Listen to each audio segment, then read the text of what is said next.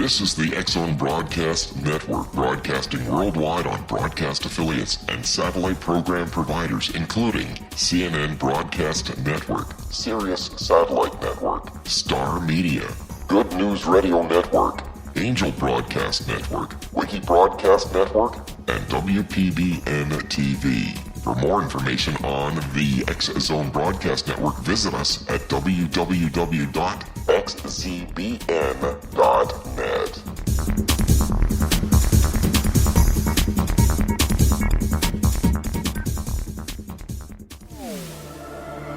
The X-Zone Radio Show with Rob McConnell is largely an opinion talk show.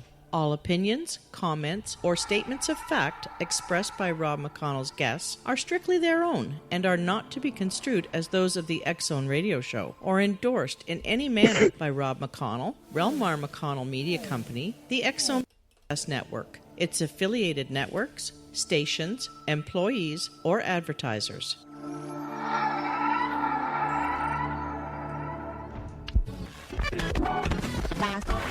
All Hit Radio.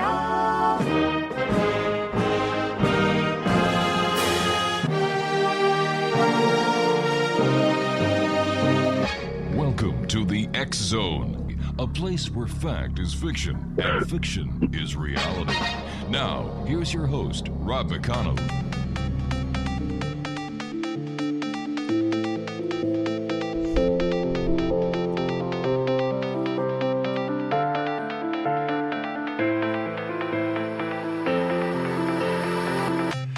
And welcome to the X-Zone, everyone. My name is Rob McConnell, and for the next 4 hours, I am your host. I am your guide as together we cross the time-space continuum to this place that I call the X-Zone. It's a place where people dare to believe and dare to be heard. It's a place where fact is fiction and fiction is reality.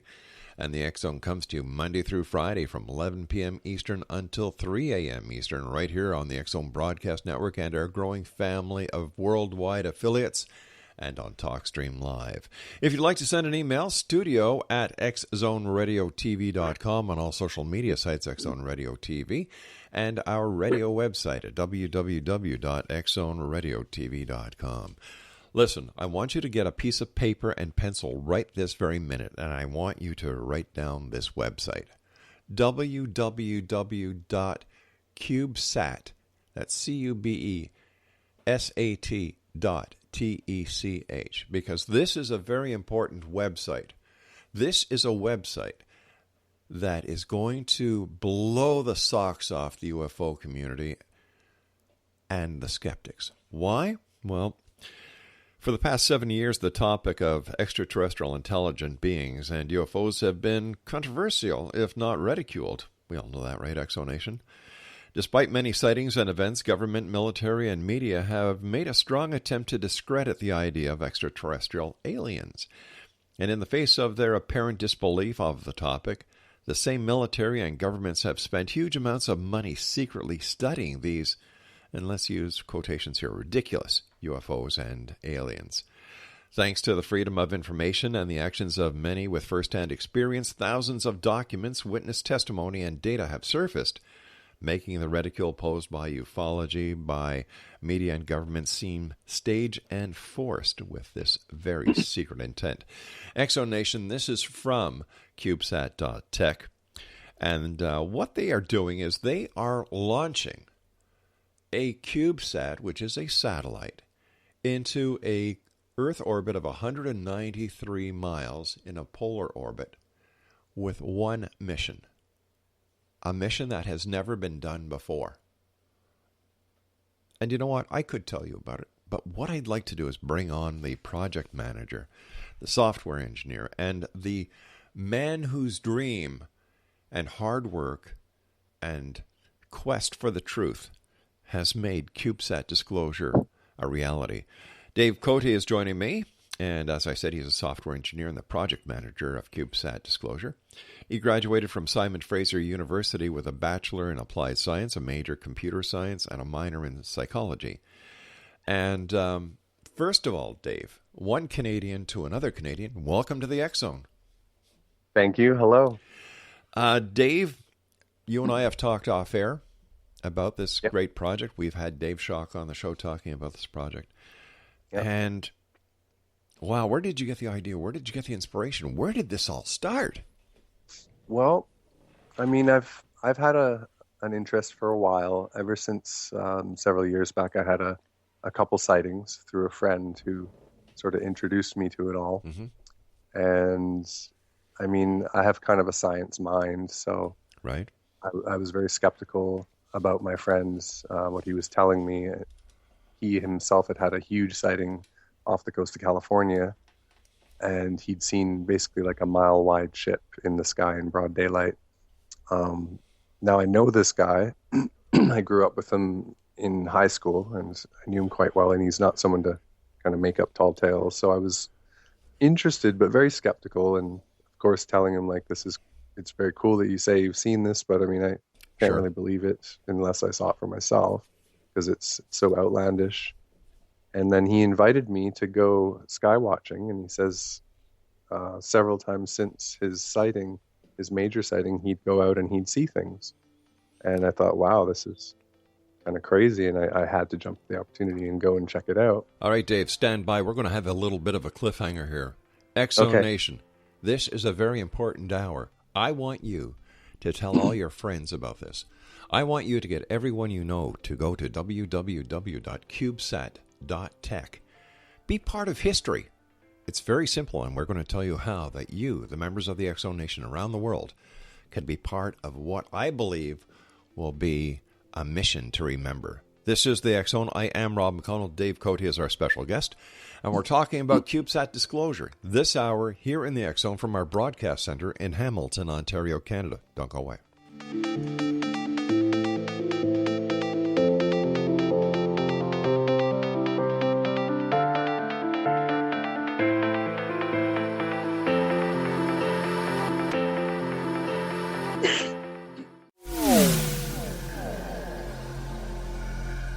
This is Kevin Randall. For nearly 30 years, I have been investigating the case of the Roswell UFO. I have interviewed hundreds of people and stood on the crash site. Now in Roswell in the 21st century, I have reviewed dozens of hours of audio and videotaped interviews, examined hundreds of files that relate to the crash, and have returned to Roswell in an attempt to put all that information into the proper perspective. For the first time in Roswell in the 21st century, I have made a dispassionate reevaluation of all that material and provide a new look at what happened. This is a book that clears away all the clutter that has hidden the truth for so long, strips away the various lies that surround the case, exposes the Air Force attempts at cover-up, and found a core of solid information that tells us all where the case stands today. Roswell in the 21st century will be available in just a few weeks. For more information, please visit my website at www.kevinrandall.blogspot.com.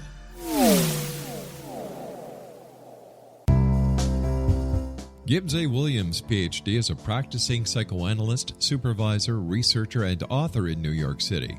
Much of his life has been dedicated to understanding nature and the uses of meaningful coincidences or synchronicities.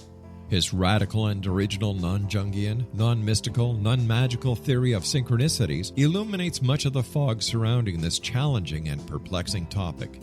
His ideas and manners are fresh, presented in a style that is both entertaining and highly informative. He is also an expert on crisis intervention, specially focused on violence reduction for the police and citizens, mastering anxiety, frustration, and stress without the use of medication, and effectively preventing and treating heroin addiction. Dr. Williams can be contacted at his email address at gwwilliamsny11@aol.com or visit his website at www.drgibbswilliams.com.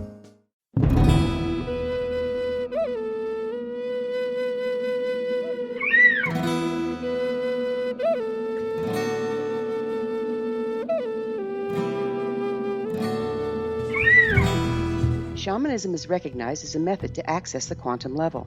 Mastery of shamanic skills puts spiritual information and healing power into your hands.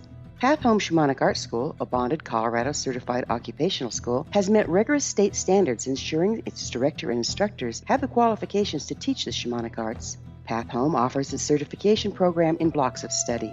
Block 1, a 5-day intensive, will be held in the beautiful mountain town of Coldale, Colorado, October 13th through 18th. Registration deadline is September 12th. Experience journey trance, power animals, helping spirits, sacred space, and life purpose. Come discover your power. Join me, Gwilda Wiyaka, in the magical world of shamanism. Call 303-775-3431 or visit findyourpathhome.com.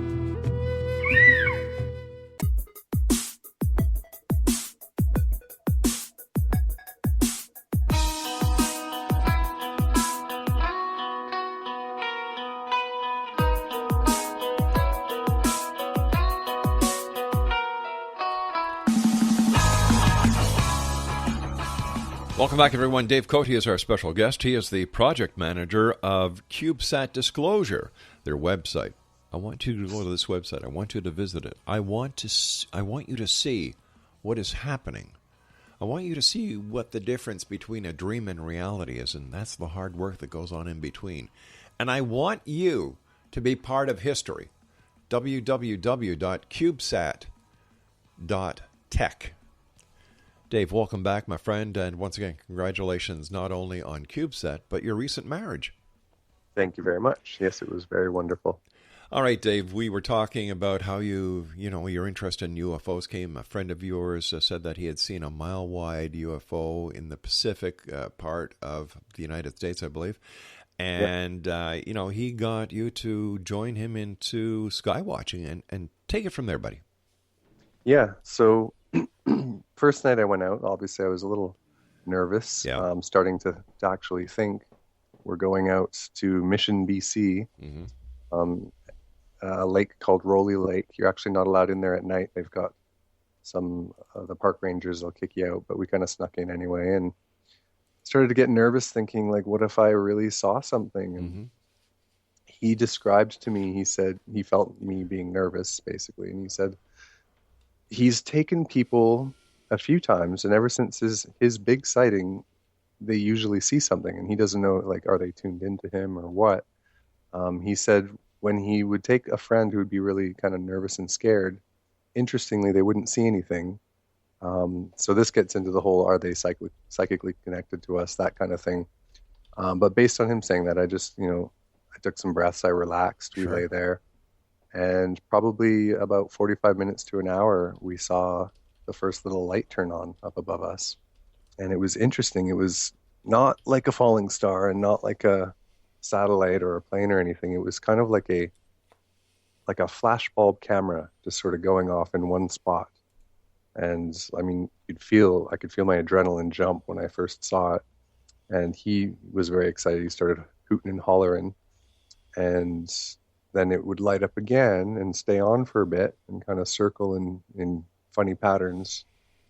And we basically observed this for, I'd say, about an hour before it went away, and then we just kind of packed up and left. And since that day, I went with him a couple more times, and I invited my brothers along, and they also saw it, so we witnessed it a bunch of times. It was really quite crazy. And after that, I kind of, I would just tell everyone about it, and a lot of my friends are scientific-minded, come from university backgrounds type thing, and most of them wouldn't believe it, of course, and saw me as a bit of a kook. A few of them came and would see something, but they would question it away, basically, so that by the next day, everyone's sort of agreeing that must have been this or that must have been that. But legitimately, there's no explanation to some of the things we saw. So it was years later, just a year ago, I was going through just my news feeds and reading, and I saw this company that will send a little tiny, it's called a TubeSat. It's not even a CubeSat, it's smaller. And they'll launch this thing for $8,000 US. And I was intrigued by this, thinking, oh, how cool would it be to launch something to space yourself, right? Mm-hmm. And then it just kind of dawned on me, this whole UFO topic, which at the time of reading the article had kind of died out and died down in my mind a bit. But I just thought, well, wouldn't that be the greatest way to actually test this? To send something up to actually try to get some verifiable evidence. And that's where the idea started. And that's what led me eventually to start a crowdfunding project. And I guess a lot of people thought it was a great idea. And we initially raised I think it was 16,000 US, and then we got a private contribution of another 10,000, and all in all, it's been close to 30,000 that we've raised. Now, I understand that the rocket has been paid for, the satellite has been paid for, and now we still need to raise some money for the telemetry. Yeah, the data is Right. basically going to be the next big cost. Also, I just found out the chassis, which is the little body that you put all the parts into. We have currently we have a 3D printed plastic body that's just kind of for demonstration purposes. We're going to need, I think we're going aluminum, and it's probably going to cost $1,000. Wow. So we need to cover that, and then we need to cover the data costs of $2,000 to $3,000 per month, and the satellite will be up between 1 and 3 months. So we're talking about we need to raise another $15,000. Oh no. More like, I mean, if let's say we covered a month. Right, but don't we want to have add-ons that we can actually make the mission go a little longer?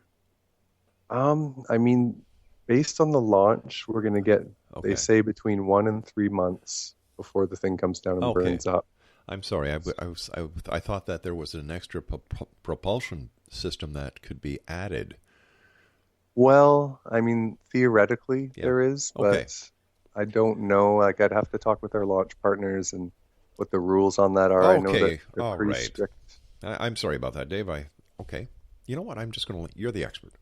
I was just trying to get some extra money for the project. That's all. Yeah. Well, no. The thing is, if this goes well and it all works, the launch happens, it doesn't burn up on the launch, that kind of thing. Yeah.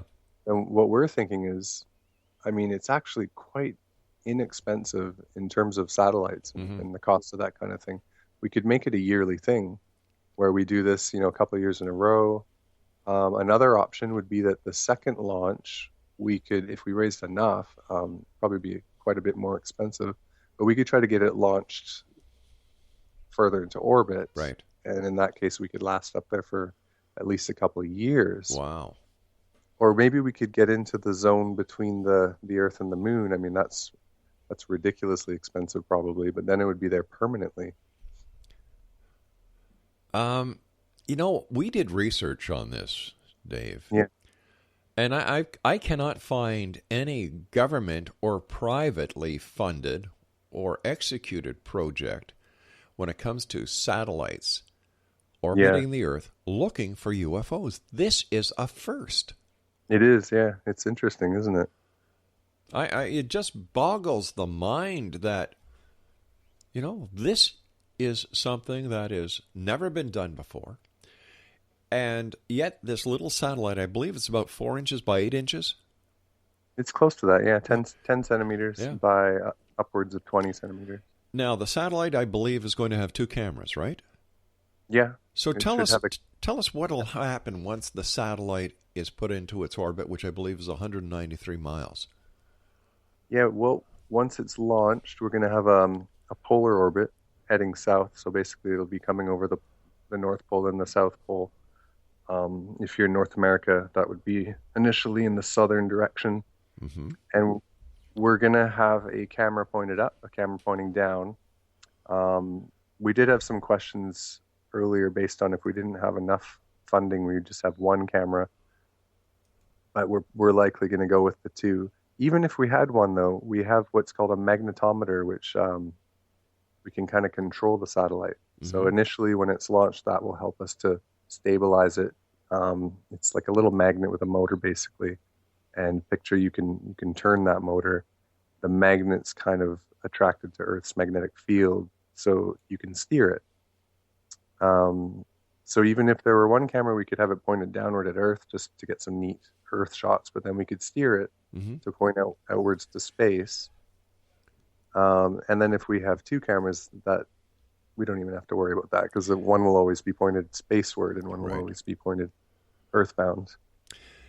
What kind of sensors, what kind of equipment is on board the CubeSat that will help in the search for UFOs? Or how will it detect if, in fact, there is a UFO in the vicinity of the CubeSat? Right. So we'll have the camera, which will be some large CMOS sensors. We had looked into like a 30 millimeter camera, that kind of thing, which is like a pro camera down here on Earth.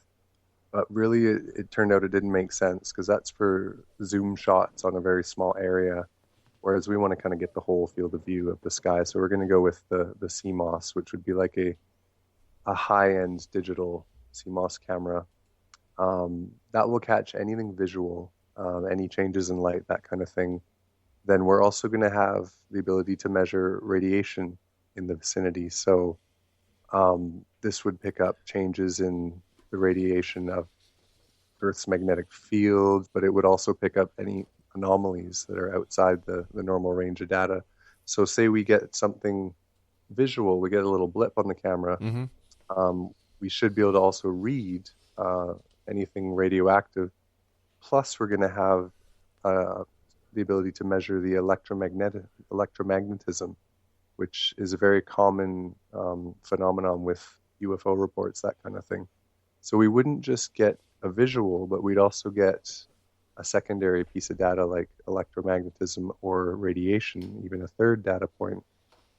And this would help a lot in terms of, we see images all the time on the internet. We even see videos of UFOs, but so many people say, there's Photoshop, there's After Effects. Right. Whereas now we'll hopefully have 2 data points, maybe 3 data points, so that you could say, well, no, it's definitely not Photoshopped, obviously, because we've got radiation and we've got electromagnetism that correlate with it exactly. How soon after these sensors are alerted to an anomaly or a change, will your mission control actually be alerted, and what happens at that point? It'll be pretty much instant. I mean, we'll get the data basically at the speed of light, I think, or the speed of radio waves. Our SAT will capture whatever data it captures, and then we have what's called the Global Star System of satellites. This is our data cost. It's a network of satellites that are already up there. There's a whole bunch of little networks of satellites. I think they have 2 or 3 different systems. You pay them a monthly data fee, and they're able to take your satellite's data and transmit it instantly, no matter where it is. So this is different than, say, we just had an antenna on our satellite that transmitted just to us. Then basically we need a ground station. Now the problem with that is your ground station on Earth would only capture the data when your satellite's passing overhead. So using traditional like CB radio style, you'd need to have a ground station in so many locations around the globe in order to capture it. And to get over this hurdle, we just pay a fee to these guys who have a whole network of satellites out there. And they capture our data for us, no matter where our satellite is, and then they transmit it to us either through the internet or through that kind of thing. Dave, stand by. You and I have to take our break. We'll be back in a few minutes. Exonation, Relmar McConnell Media Company, the X-Zone radio show, TV show, XZBN Network, and all of our affiliates are so proud to be part of this project. We want the world to know what is happening. We want you to go to www.cubesat.tech, and we're going to tell you how you can be part of this historical event when we come back from this commercial break. This is the X-Zone. I am Rob McConnell, and we're coming to you from our broadcast center in Hamilton, Ontario, Canada. Dave Cote is my special guest, and he is the project manager of CubeSat Disclosure. For all the information, visit www.cubesat.tech. We'll be back on the other side of this break. Don't go away.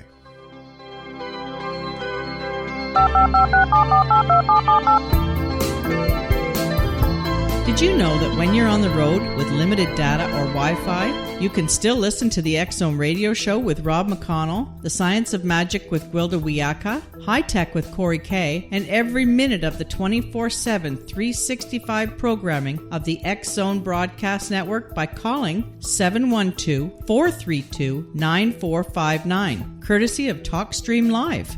No smartphone, app, or internet needed. It saves your data plan, and it's free if you have unlimited minutes. Call 712-432-9459 to listen on any phone, anytime, anywhere. Remember, 712-432-9459 for the best of paranormal, new age, thought-provoking, sci-fi radio programming 24/7, 365.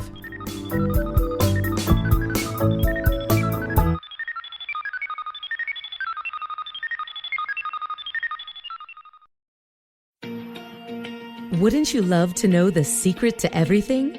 Well then, meet Dr. Kimberly McGeorge and her cutting-edge breakthrough knowledge that combines science with possibility. Dr. Kimberly brings real-life answers and healing to those open to alternative solutions. She teaches solution-based programs and classes that will change all areas of your life forever. Specializing in conscious creation, intuitive readings, and energy medicine, you can rapidly shift health, relationships, business, and money and abundance challenges quickly. Receive her best-selling book, Secret to Everything, at no cost by going to secrettoeverything.com/X-Zone. That's right, transformation can start now. Just go to secrettoeverything.com/X-Zone and receive Dr. Kimberly's book for free.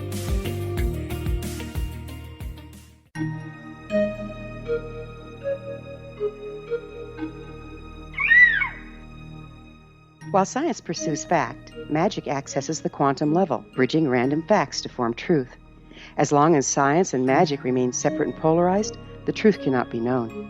I'm Gwilda Wiyaka. Join me on the Science of Magic radio program, dedicated to unification and evolution of consciousness. During each episode, I'll be speaking with experienced and respected scientists and mystics. From astrologers to astronomers, from medical doctors to shaman, the scientific method to dowsing and intuition, we'll weave together information from seemingly divergent practices to promote unity and enlightenment. Join me, Gwilda Wiyaka, and the Science of Magic right here on the Mutual Broadcast Network. For more information, visit www.thescienceofmagic.net.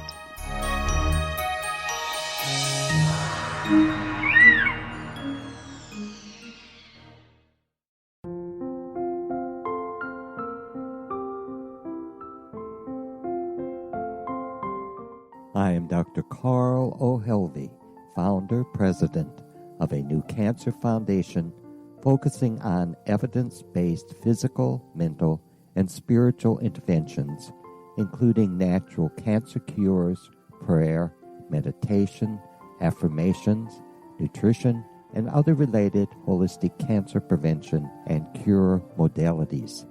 These are used in cancer education, research, and financing care. I ask for your help to continue this important work by donating at www.holisticcancerfoundation.com.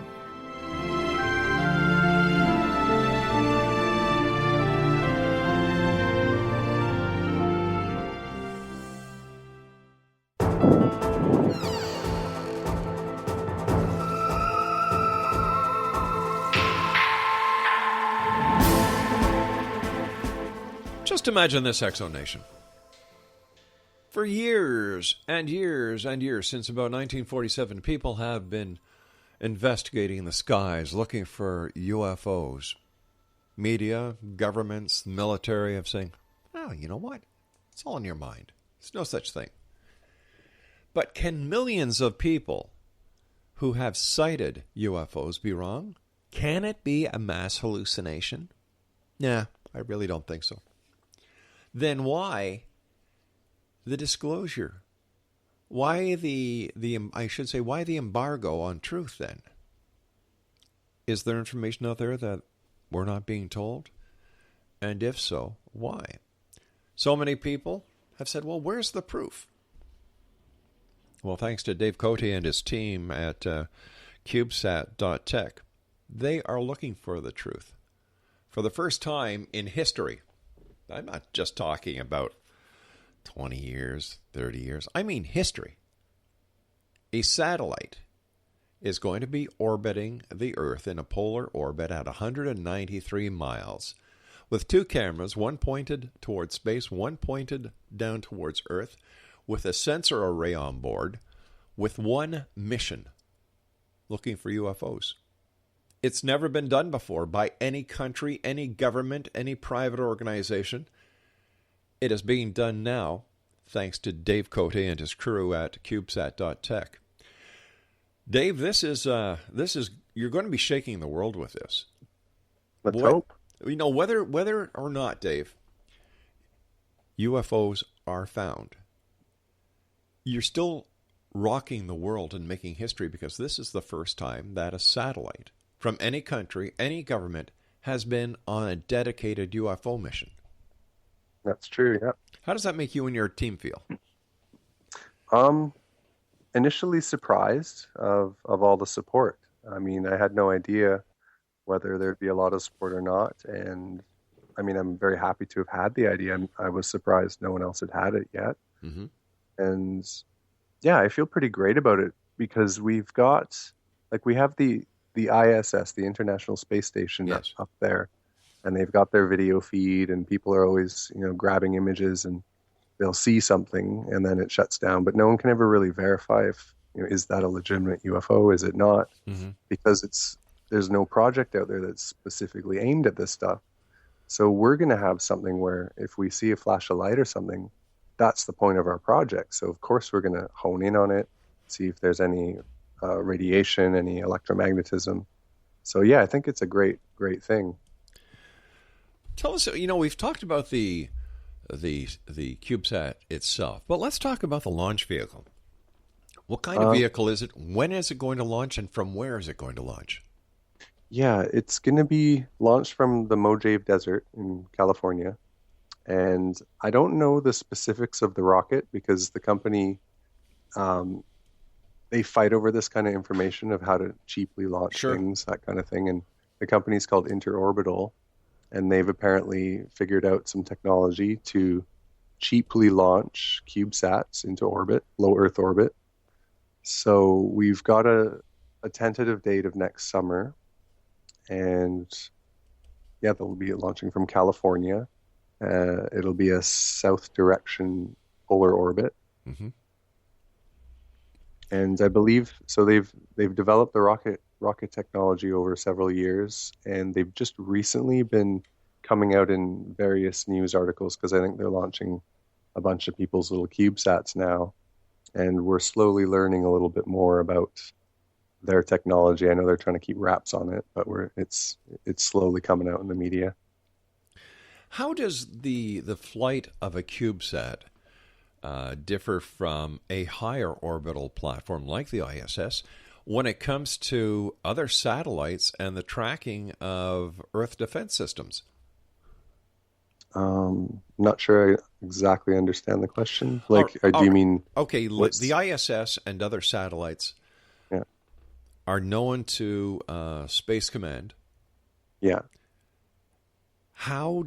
and there's so many satellites up there. So, I think Space Command is more or less of an air traffic control center for all these. And then you've got NORAD, and you have other agencies that monitor satellites. How do they know that CubeSat is friendly? Right. Yeah. I think there's a bunch of ways. Like one is just the fact of our low Earth orbit. Mm-hmm. Our satellite wouldn't really have a potential of being a danger to other satellites, because it's in kind of the lowest orbit possible. Okay. It's only got a shelf life up there of up to 3 months anyway before it burns up. And also we have to go through a lot of the protocol where they kind of verify what we're sending up. Tell us about the manufacturing aspect of CubeSat. Where is it being manufactured? Who is it being manufactured by? Yes, this is interesting, actually. So initially, I didn't know how I was going to make the satellite. Because personally, I didn't have any experience, though I'd be willing to learn it. I had a family friend who was going into their master's in CubeSats, but they were leery because of the whole applying to universities and the stigma attached to the UFO stuff. Mm-hmm. So they thought maybe they'd hold back and not get involved because they were in the process of applying to schools and such. I was kind of a little dismayed at that point, and interestingly enough, I got an email through a crowdfunding website from a fella named Matt Lippert. And he works at AFIT, the Air Force Technical Institute. Now, interestingly enough, they operate out of Wright-Patterson, which is supposedly where the Roswell UFO was taken, right? Yeah, that's right. Now, yeah, it's crazy. Now, when I got this email, I had two feelings. One was like, this is serendipitous because, wow, I just lost my CubeSat person, and now here comes pretty much the most amazing CubeSat builder you could think of.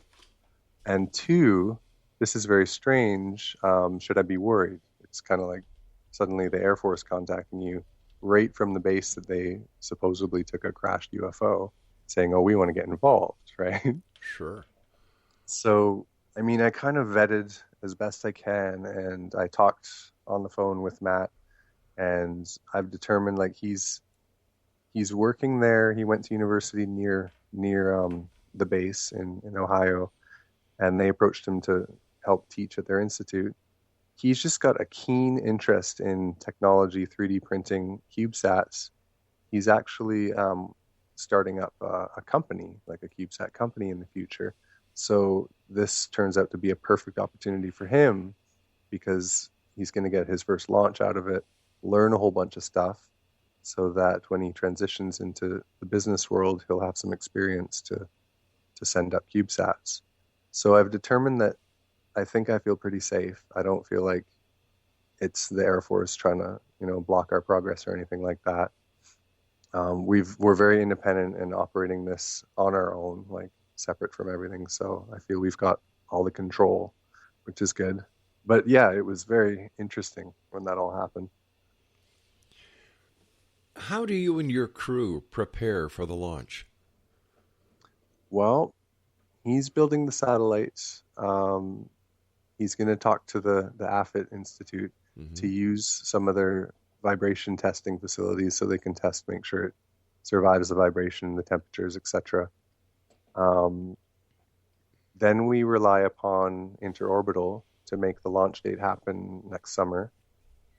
And I mean, a lot of it's just trying to raise more funds and biting our fingernails, basically. The launch manifest at Orbital is quite impressive. Yeah, it's good. It's definitely legit. FTP University in Vietnam, a NASA 4 and 5 faculty in West Virginia, King Abdullah University, Pakistan iCube, Taiwan's National Chen Kung University. Like this is you're up there with the biggies, guy. I know, it's crazy, isn't it? I think it's wonderful, Dave. And once again, I commend you for sticking to your dream and making this happen, because I've always said that only difference between a dream and reality is doing it. The work that you put in. The dream is the idea. The reality is the result of following your dream and overcoming every obstacle. That's it. That's true. Tell us about your project team. Well, the team, I mean, you can see them all on the CubeSat site. They're basically friends, like long-term friends, shorter-term friends. I mean, I started by kind of posting things out on my Facebook, just the idea and what I'm doing. And my hometown of Maple Ridge, Mark Richfield lives there as well. And we got to know each other, actually hanging out, drinking coffee. And he always had kind of a keen interest in the UFO topic. And Natalie, she's a friend through a friend that I had met at a time when I was living in Thailand. And Natalie has our mutual friend that was living out there as well. And she lives in Canada. She's so close enough. And we ended up connecting and chatting. And she has an interest in the whole phenomena. She had a couple sightings herself, which connected her to Pat Regan, who's actually written books on it. And he's over in the UK, and he's an author, and he came on as our UFO consultant. And then Dave Schock found me through, he had a similar project years ago where he was trying to launch a satellite, but at that time it would cost, I don't know, I think he said like $200 million or something. So he found me, told me his story, and I thought, wow, what better person to have involved? I mean, he's done half the research, he's got half the word out there, he lives and breathes it basically, which is great. And then we have my, at the time, fiance, now wife, and she's obviously just as involved as I am, because she has to hear about it all the time, right? Sure. So she's kind of helping with administration and crunching numbers and that kind of thing, and design of logos and such, and the placement of parts, whatever. So everything is a go for the summer of 2017. CubeSat Disclosure, the first satellite mission with the expressed mission to find and look for UFOs. Now, when we come back from this break, Dave, I'd like you to tell people how they can be part of history by going to www.cubesat.tech. Sound like an idea? Sounds like a good idea. All right, Exo Nation, as I've been saying this hour, be part of history. We're going to tell you how on the other side of this break. Make sure that you let everyone you know about CubeSat Disclosure. The website, www.cubesat.tech. Now, Dave and I will be back on the other side of this break as we wrap up this hour here in the X Zone from our broadcast center in Hamilton, Ontario, Canada. If you'd like to see the complete program lineup for the X Zone Broadcast Network, visit www.xzbn.net.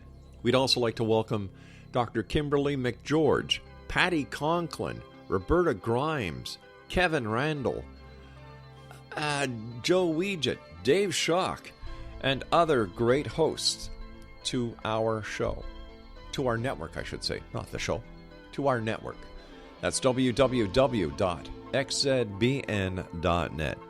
Dave Cote, the project manager and the man who had the vision and the dream to put a satellite in space looking for UFOs, is my guest. We'll both be back on the other side of this break. Don't go away.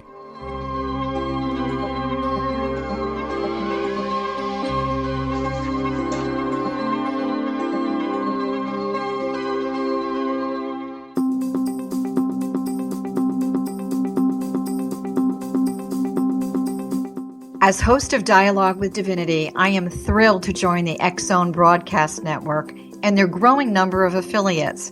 My quest for a connection to the divine ignited my successful career path as an international spiritual counselor for over 40 years, an author of 4 books, and well-known metaphysical educator. My clients call me their spiritual mama. So my job is to offer you a radio show to help you grow spiritually with wisdom and get specific tools from guests who are experts in their field. Tune in to Dialogue with Divinity and be part of the conversation with Spirit. My goal, your happy soul. For more information, please visit my website at johannacarroll.com.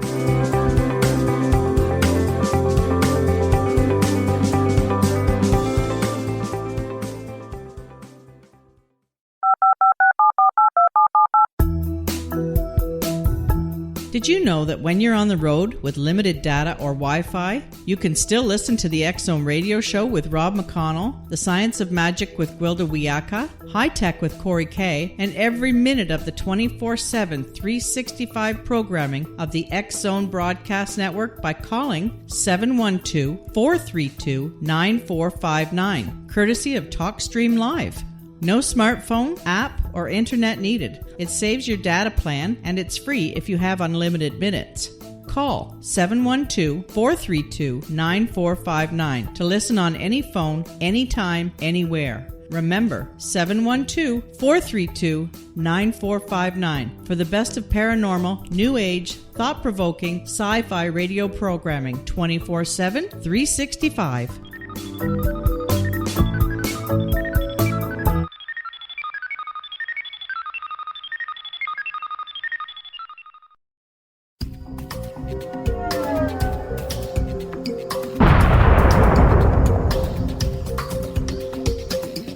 Coming soon to the X Zone Broadcast Network is A Different Perspective with me, Kevin Randall, as your host. We'll be taking a close look at what is happening in the world of UFOs today with side trips into the paranormal. Guests will range from those who are household names to those who have a different perspective on a variety of topics. No topic will be taboo, but there will be tough questions asked as we all search for the truth about UFOs, the paranormal, and those things that excite us. Sometimes we'll agree with a guest and sometimes we won't, but we'll try to keep the program topical. For those of you who would like to read, be sure to visit www.kevinrandle.blogspot.com and remember to listen to the other fine programs on the X Zone Broadcast Network at www.xzbn.net.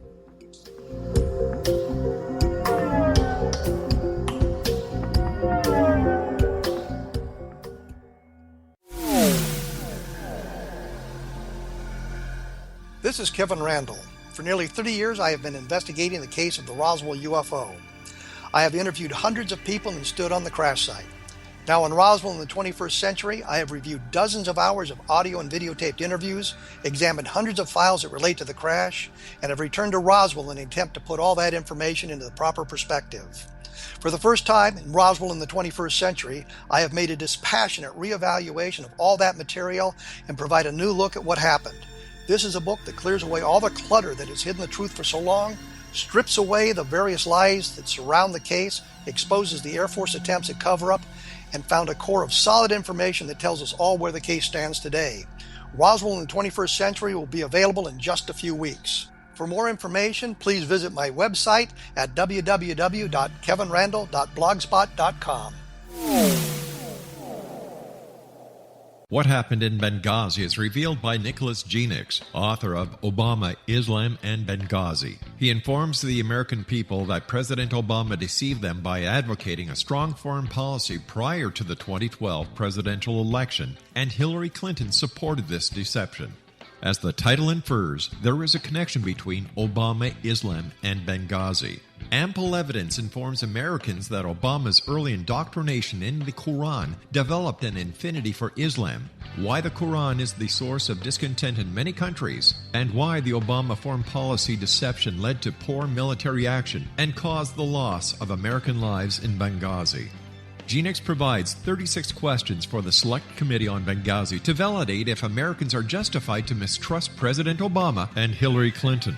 An overview of Obama, Islam, and Benghazi is presented on the website www.futureofgodamen.com. That's www.futureofgodamen.com. Afterlife expert Roberta Grimes was the first one to say that dying can be fun. Now her best-selling book, The Fun of Dying, is available in stores worldwide. So if you wonder whether death ends life, how it feels to die, or what heaven might be like, The Fun of Dying was written for you. And if you have always been afraid of death, or if you worry that your life has no meaning, let The Fun of Dying ease your fears and bring new meaning to your life. Nothing said in The Fun of Dying is based on the teachings of any religion. Instead, Roberta draws on evidence to explain how death happens, how it feels, and what comes next. A lot of the best death-related evidence was produced in the first half of the 20th century. When it is put together with recent discoveries, it tells a consistent and amazing story. Roberta Grimes blogs and answers questions at robertagrimes.com. Her wonderful book, The Fun of Dying, is available on Amazon and at stores worldwide wherever books are sold.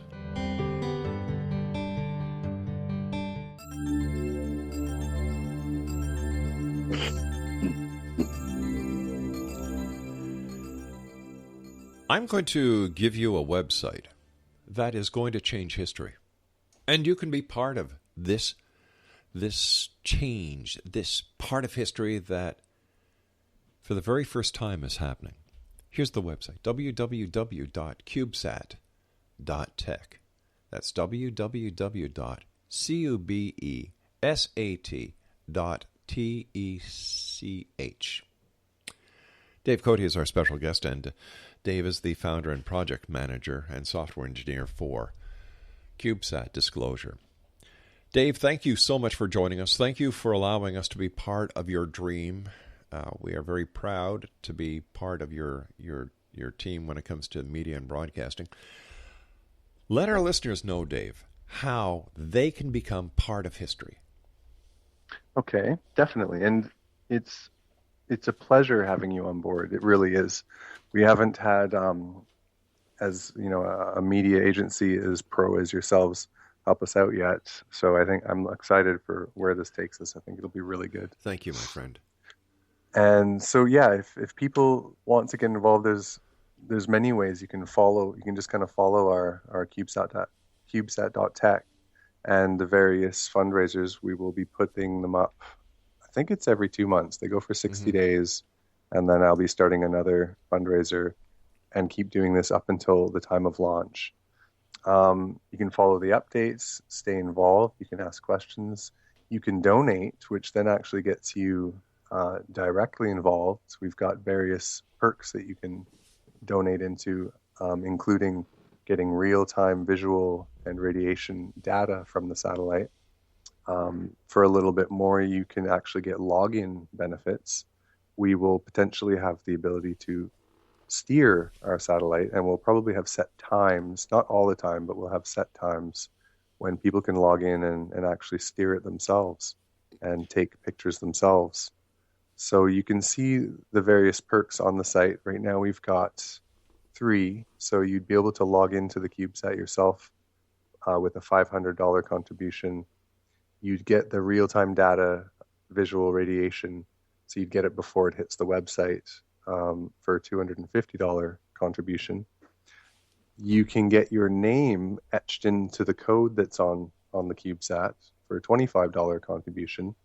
Now that may sound funny to put your name in the code. Like basically we'd comment out your name in the code that's running on the satellite. But potentially, from some of the people I've been meeting along the way, the extraterrestrial civilizations could end up kind of knowing you. I mean, for all we know, they are cyclically able to communicate, that kind of thing. I have no idea. I'm skeptical on some levels and then very accepting on other levels.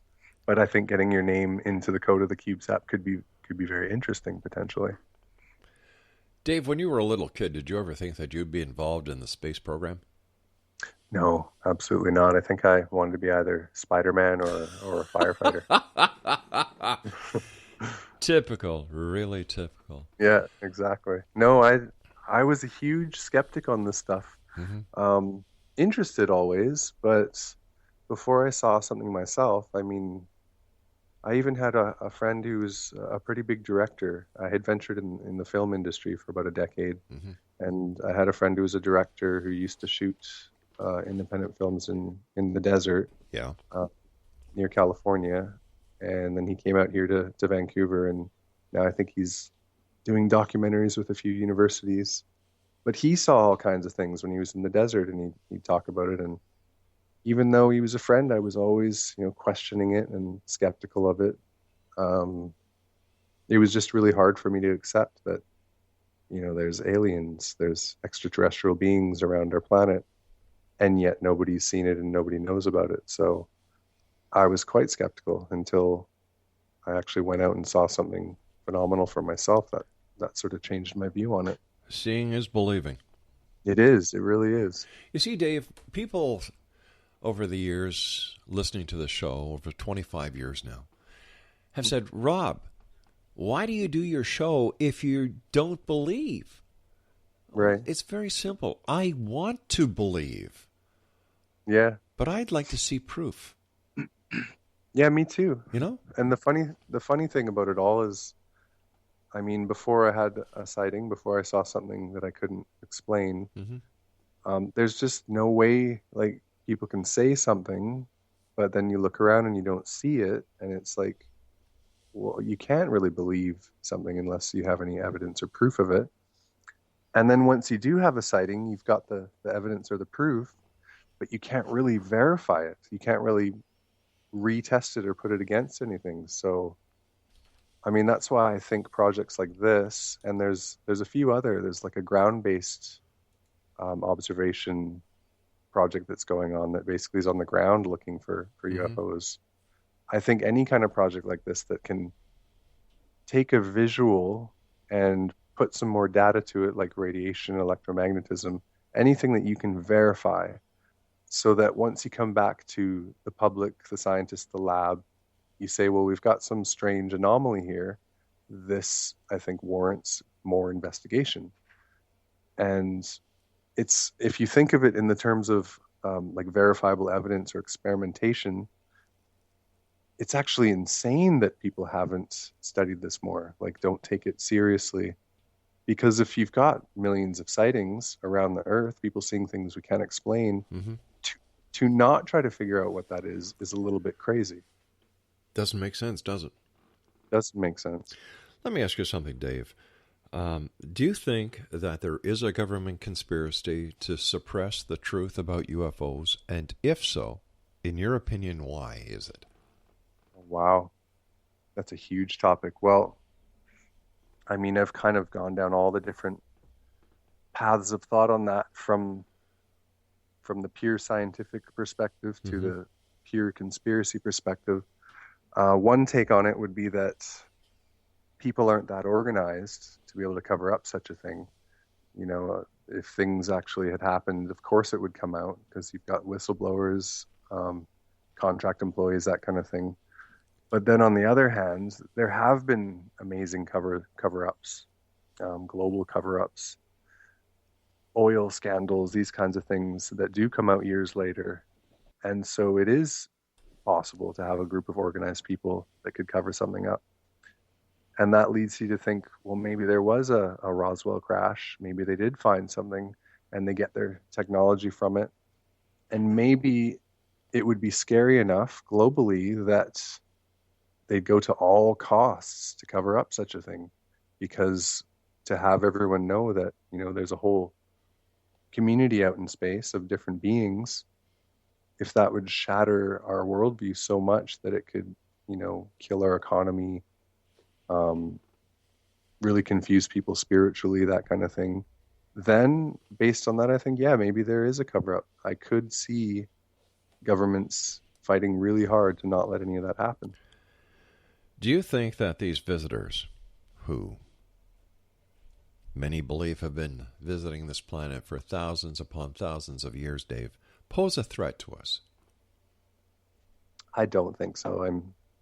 If I follow logic, and I think if they are there, and part of me really believes there is something there. I think if there were a danger, that we would have known by now. And I think, I mean, there's so many reasons. Like, one is how industrialization's raising our global temperatures, and if we don't figure it out in the next few hundred years, the Earth's not going to be that habitable anyway. Exactly. I couldn't see a race of beings who wanted the Earth just sitting back letting that happen. Even if then you said, well, maybe they want it hotter and more acidic. Well, that wouldn't make sense either, because it's actually our own industrialization that's bringing it to that.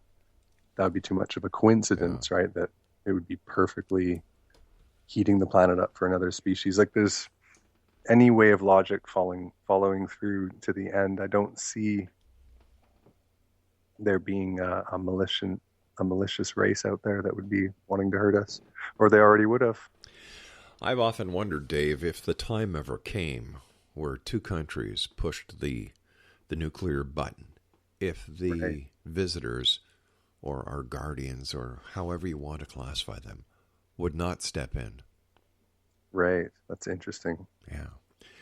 Dave, it has been a great pleasure talking to you, my friend. Over the next weeks, we're going to be speaking to Dave Schock again, Matthew Lippert. We're going to be speaking to Gianna. We're going to speak to Mark Richfield, Pat Reagan, and Natalie. You know, this is exciting. And once again, Exo Nation, this is the website that we want you to go to. This is the website we want you to tell all your friends to go to. This is the website we want you to plaster all over social media. This is the website if you are a boss, if you are working in a corporation, if you are a cop, if you're a firefighter, if you're a plumber and you want to become, or anyone else, and you want to become part of history. Dave, tell them the website to go to. Yes, go to CubeSat.tech, CubeSat.tech.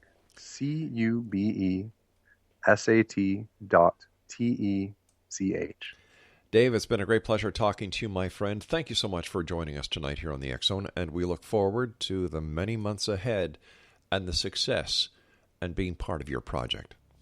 Yes, and thank you for coming on. That's definitely great. Take care of yourself, Dave, and once again, congratulations to you and your wife.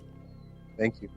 Exo Nation, Dave Cote has been our special guest, and we're going to have the rest of the project team of CubeSat Disclosure here on the Exo every week. We're going to keep you up to date because this is important. This is history. Once again, go to www.cubesat.tech and become part of history.